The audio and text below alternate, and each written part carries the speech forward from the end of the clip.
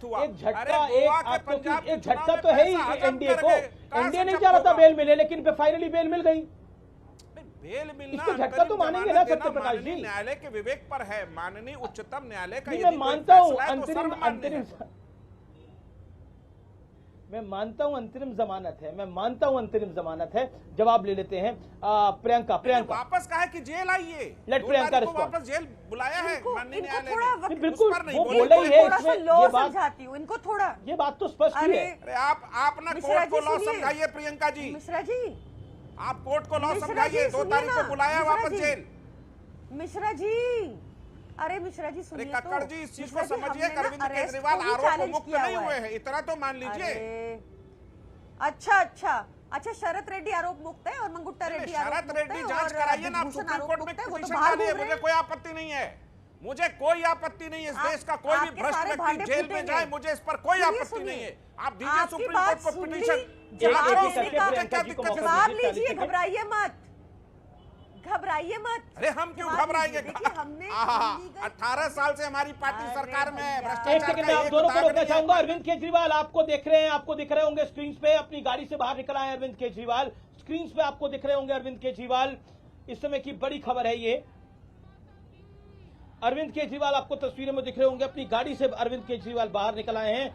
ये तस्वीरें स्पष्ट रूप से दिखा रही है कि अरविंद केजरीवाल का स्वागत उनके कार्यकर्ता कर रहे हैं। लेकिन ये अंतरिम जमानत है, 2 जून को वापस उन्हें कारागार जाना होगा तिहाड़ के। ये भी बहुत बड़ी खबर है। ये तस्वीरें आपको हम इस समय दिखा रहे हैं।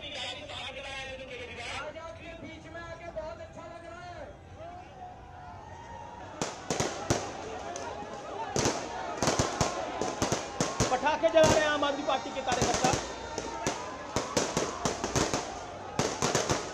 सबसे पहले मैं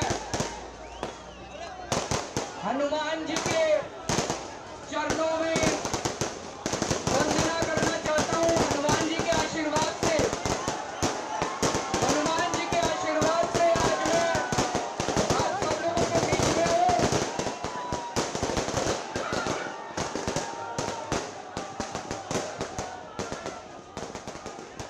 शहजाद पूनावाला हमारे साथ है। शहजाद पूनावाला, अरविंद केजरीवाल संबोधित कर रहे हैं और चरणों में पहला अपना प्रणाम कर रहे हैं और कह रहे हैं मैंने कहा था मैं वापस लौट के आऊंगा। ऐसा है अमीश जी, उनको वापस लौट कर जाना भी है तिहाड़ में। ये किस चीज़ का जश्न मना रहे हैं? ये कोई भ्रष्टाचार का जश्न मनाया जा रहा है क्या? आज उनको राहत नहीं, उनको रेंट पर थोड़ी सी रिलीफ और परमिशन मिली है प्रचार के लिए। और जो कोर्ट का आदेश आया है इसमें साफ लिखा है कि कोई कमेंट नहीं है मेरिट्स पर जजमेंट के।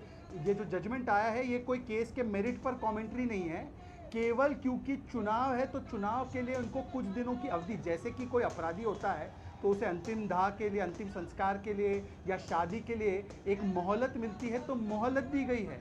और इसमें ही लिखा हुआ है कि जिस प्रकार से अरविंद केजरीवाल ने समन स्किप किया है, ये दिखाता है कि किस प्रकार से वो चीज़ों से भागना चाह रहे थे। इसी आदेश में लिखा हुआ है। और आज का जो एक फैसला आया है वो दिखाता है कि कोर्ट को तो ये भी नहीं लगता कि ये क्रिमिनल की तरह बेल के लिए उनको बेल दी जा सकती है।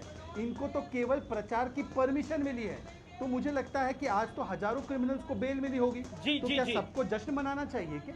ये किस बात का जश्न मनाया जा रहा है ये मैं समझ नहीं पा रहा हूँ कि क्या उनको दोष मुक्त कर दिया है? लेकिन एक राहत तो शहजाद पूनावाला, देखिए एक कहावत है अंगूर खट्टे हैं।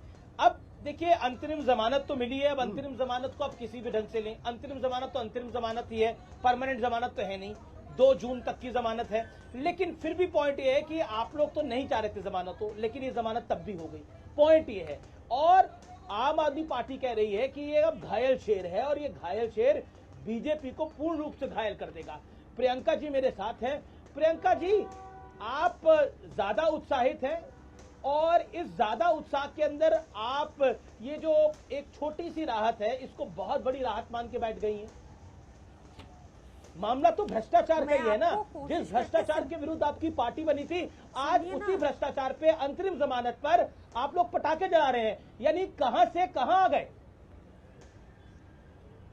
नहीं, हो सकता है कि आपको ऐसा लगे, पर दिल्ली की जनता को पता है कि इकलौते मुख्यमंत्री पूरे देश में जो एक सरप्लस बजट देते हैं, थी जन कल्याण सेवाओं के बाद भी वो भ्रष्ट नहीं हो सकते। जेबें भरी होती तो हमारा भी बजट लॉस में होता, जैसे भाजपा के सारे राज्य लॉस में हैं, तभी तो देश पे 200 लाख करोड़ का कर्जा चढ़ाया भाजपा ने। ये हुई एक बात। दूसरी बात, आप समझें कि हमने अरेस्ट को ही चैलेंज किया, बताया इलीगल है, उस पे सुनवाई बाकी है, अभी वो होगी। ये उस केस में हमें बेल मिली है, तो ये छोटी बात नहीं है, क्योंकि पीएमएलए कानून में तो बेल, आपको पता ही है बेल मिलना लगभग नामुमकिन है, ये तो पता ही है ना। और जब हमारी बेल रिजेक्ट होती है, एक सेकेंड बीच में बंद कराइए छोटे बच्चों को, जैसे देखिए क्या होता है कि जब बेल रिजेक्ट होती है तब भी तो बोलते हैं ना कि does not decide, it is no comment on the merits of the case, it is no comment on the merits of the case. बीच में मत बोलिए, फिर मैं बोलूंगी ऐसे।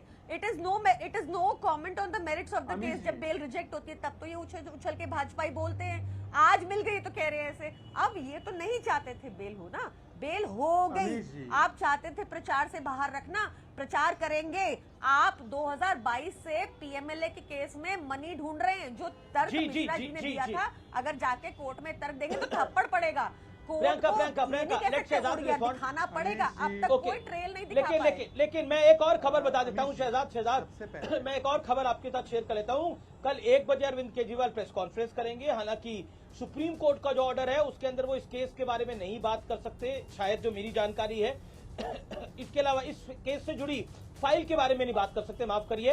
और साथ ही साथ 11 बजे हनुमान मंदिर जाएंगे। शनिवार का दिन बजरंगबली का दिन माना जाता है, तो 11 बजे कनॉट प्लेस के हनुमान मंदिर जाएंगे अरविंद केजरीवाल। शहजाद पूनावाला नहीं, हनुमान मंदिर जाएंगे अरविंद केजरीवाल जी, तो कम से कम ये भी बता दे कि वहाँ पे हनुमान जी से पूछे कि जो उनके साथी है डीएमके के, वो सनातन समाप्ति की बात कर रहे हैं।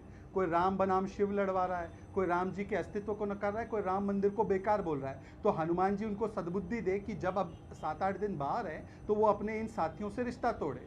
दूसरी बात, देखिए अमीश जी, मैं समझता हूँ कि आपका शो 7 बजे का सबसे ज़्यादा देखे जाने वाले शो में से एक है। मैंने प्रियंका जी पर कोई व्यक्तिगत टिप्पणी की नहीं, मुझे लगता नहीं कि मुझे व्यक्तिगत टिप्पणी करने की आवश्यकता है, पर इनकी जो शब्दावली है ये छोटे बच्चे की तरह, मुझे लगता है कि अपने अपने स्टैंडर्ड और नेशनल प्रवक्ता होने के तरीके से हमको बात रखनी चाहिए और फैक्ट पे बात रखनी चाहिए। तीसरी बात, आज आप इस बात का गर्व मना रहे हैं क्या? एक कंडीशन में पढ़ता हूँ, सुप्रीम कोर्ट ने कंडीशन डाली है कि ये व्यक्ति अपने सीएमओ ऑफिस नहीं जाएगा, ये व्यक्ति अपनी फाइल साइन नहीं करेगा।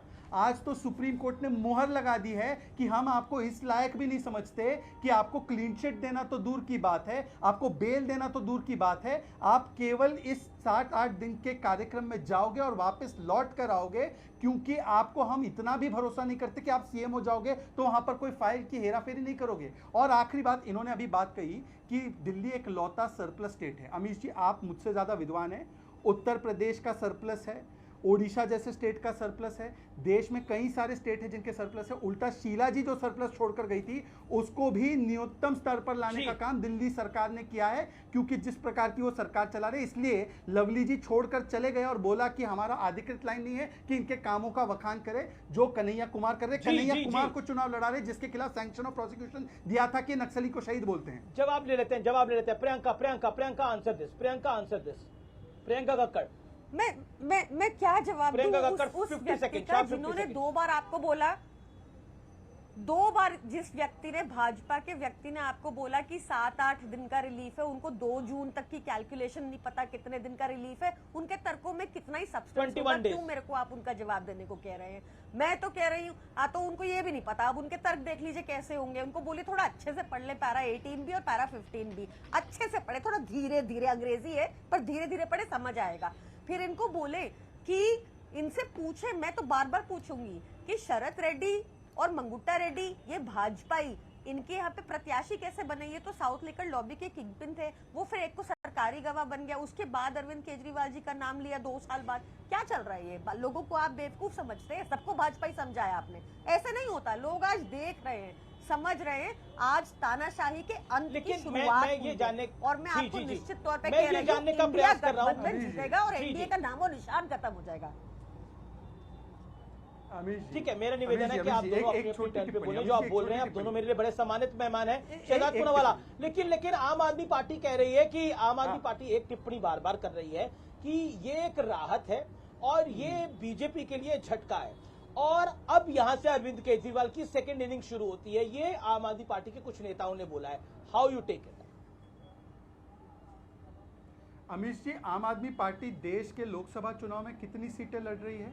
मुझे लगता है 20-21 मैक्सिमम। पंजाब की सारी सीटें, दिल्ली में 4 सीटें, गुजरात में 1-2 सीटें लड़ रही है। तो जो 540 सीट का 10% भी नहीं लड़ रही है, वो हमारे लिए झटका है। और 14-19 में इनको नोटा से कम, अभी 204 सीटें इन्होंने विधानसभा में लड़ी थी, वहां पर भी ये कह रहे थे अब झटका लगेगा आपको। झटका ऐसा लगा 204 सीट पे डिपॉजिट गए। अच्छा अमीश जी, प्रियंका जी का वैसे मैं सम्मान करता हूँ, राष्ट्रीय प्रवक्ता है आम आदमी पार्टी की, पर इतने डिबेट के बाद भी वो मुझे समझ नहीं पाई है। मैंने जानबूझ के 7-8 दिन बोला था, क्योंकि जैसे ही 7-8 दिन बोला तो उन्होंने सच बोल दिया कि ये 20 दिन की राहत है। मतलब कि ये अभी तक कह रही थी कि पूरा भाई बीच में नहीं, भाई बीच में नहीं, मैंने आपके बीच में नहीं बोला, आप अपने टर्न में बोलिए। मतलब कि प्रियंका जी जो अभी तक कह रही थी लोकतंत्र की जीत है, अमीश जी अभी तक इनके प्रवक्ताओं का